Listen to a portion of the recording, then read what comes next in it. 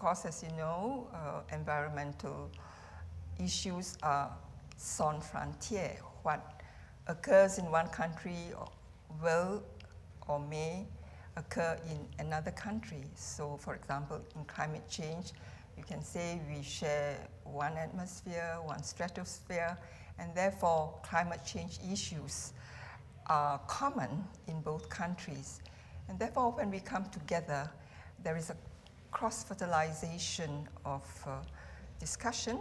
And so they learn from us what are the sort of problems we face in Asia and what are the sort of problems they face. To a greater and lesser extent, of course, they may be similar, but then the way we solve them may be quite different.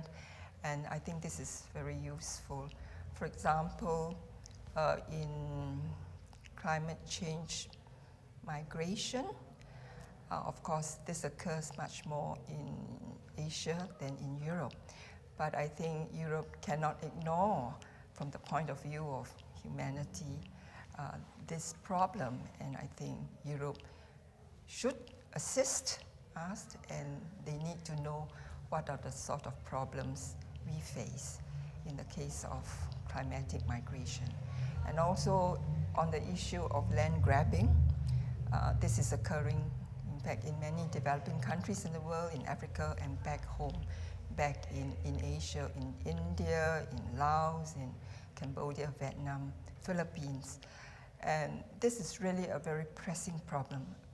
How do we deal with this question where you have foreign investors who go into developing countries, and quite often with the complicity of the government will seize swaths of land from subsistence farmers and indigenous peoples without adequate compensation. And these may be multinationals from the West or maybe from Asia itself. But how do we tackle this problem? It raises the question of human rights. Of course, land grabbing may arise from for different reasons.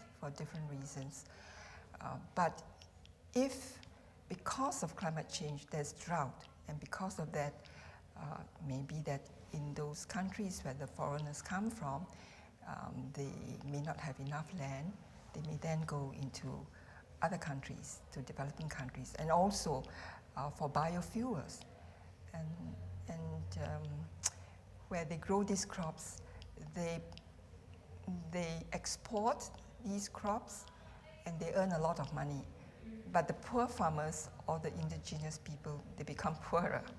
So this is a really pressing problem which we have to try and grapple with, whether one is in Asia or one is in Europe. But together, I think we need to have what is called the whole of the world approach. So they learn from us in the sense that the sort of problems we face, so that they can appreciate and better assist us.